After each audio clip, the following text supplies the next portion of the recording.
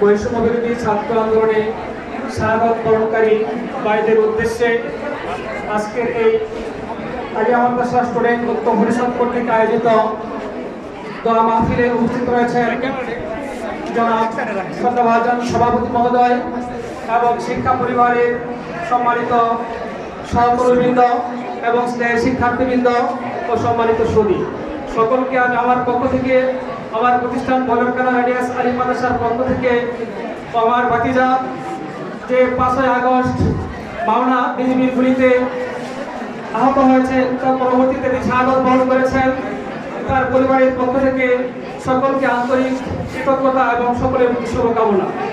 সম্মানিত উপস্থিতি, সর্বোত্তম স্মরণ করছি মানবতার মুক্তিদূত, যিনি বিশ্ব সমাজ সংস্কারক ছিলেন, বিশ্বনবী হযরত মুহাম্মদ সাল্লাল্লাহু আলাইহি সাল্লাম, তার প্রতি দুরূদ ও সালাম।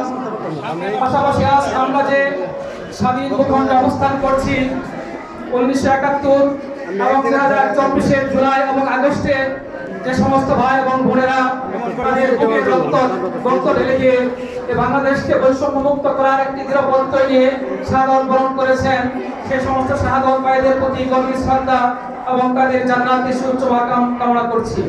পাশাপাশি সারা বাংলায় যারা যে সমস্ত ভাইয়েরা এই বৈষম্য বিরোধী আন্দোলনে শরীক হয়ে বিভিন্নভাবে আহত হয়েছেন, বঙ্গুত্ব বরণ করেছেন, বিভিন্ন হাসপাতালে তারা কাটাচ্ছেন, সেই সমস্ত ভাইয়ের প্রতি আমাদের সকলে আন্তরিক দোয়া এবং তাদের সুস্থতা কামনা করছি। সম্মানিত উপস্থিতি, আজকে আমরা আমাদের ছাত্ররা, আমাদের শিক্ষার্থীরা যে আমাদেরকে শিক্ষা দিয়েছেন, বাংলাদেশ এক জগদ্দল পাথরে চাপা ছিল, মহান আল্লাহ তাআলার অশেষ কৃপায় ওয়াতাসিমু বিহাবলিল্লাহি জামিআন এই মূল মন্ত্রে আদিষ্ট হয়ে সারা বাংলার ছাত্র জনতা যখন ঐক্যবদ্ধ হয়ে তারা আন্দোলন নেমেছিলেন, সেই আন্দোলনের প্রেক্ষিতে আল্লাহ পাক আমাদেরকে সেই জগদ্দল পাথর থেকে মুক্ত করে দিয়েছেন। সম্মানিত উপস্থিতি, কিন্তু আজ আমরা স্বাধীন বাংলা হিসাবে ধারণা করছি আমরা দ্বিতীয়বার আবার স্বাধীনতা পেয়েছি, কিন্তু আমাদের মনে রাখতে হবে আমরা স্বাধীনতার সেই একটা প্রেক্ষাপট পেয়েছি, কিন্তু স্বাধীনতা অর্জনের চেয়ে স্বাধীনতা রক্ষা করা অনেক কঠিন।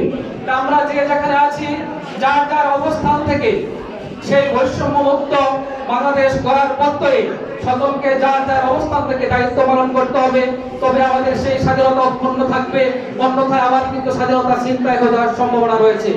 সকলে আমরা সজাগ থাকবো এবং প্রিয় শিক্ষার্থী কিন্তু যারা রয়েছে, তোমাদেরকে সবাইকে পড়াশোনায় মনোযোগ ফিরিয়ে আনতে হবে। মনে রাখতে হবে যে সমস্ত ছাত্র ভাইরা সমন্বয়ক ছিলেন, তারা কিন্তু শুধু ছাত্রই ছিলেন না, তারা মেধাবী ছাত্র ছিলেন। আমাদের সকলকে সে মেধাবী ছাত্র হতে হবে, আগামী দিনের ভবিষ্যতের আগামী দিনের এই কাণ্ডারি করতে হবে। তাই সকলকে সুযোগ্য নাগরিক হিসাবে পরিচয় বহন করার জন্য সকলেই তোমরা পড়াশোনায় মনোযোগ দেবে, পাশাপাশি যখন প্রয়োজন হয় সমাজ সংস্কারের কাজে, তখন তোমাদেরকে সেই যথাযথ সমন্বয়কে আহ্বান করবে। আরেকটি কথা মনে রাখতে হবে, এই সুযোগে কিন্তু অনেকেই গোলাবানিতে মাছ স্বীকার করছে, সেই সমন্বয়কদের বৈষম্য ছাত্র আন্দোলনের অজুহাত দেখে বিভিন্নভাবে বাংলাদেশের আনাচে কানাচে বিভিন্ন শিক্ষা প্রতিষ্ঠান সহ বিভিন্ন স্থানে তারা অনৈতিকর অবস্থা সৃষ্টি করার প্রয়াস চলছে, কিন্তু সে সমস্ত কর্মকাণ্ডে জড়িত হওয়া যাবে না। জেনে শুনে বুঝে আমাদের পদক্ষেপ গ্রহণ করতে হবে। সর্বোপরি সকলে সুস্বাস্থ্য কামনা করেন এবং সকল শহীদ পরিবারের পক্ষ থেকে শহীদদের প্রতি শ্রদ্ধা জানিয়ে সকলে সুস্বাস্থ্য কামনা করে আমার বক্তব্য এখানে শেষ করছি। নাসরুম মিনাল্লাহি ফাতহুন কারীম ওয়া বাশশিরিল মুমিনিন। আসসালামু আলাইকুম ওয়া রাহমাতুল্লাহ।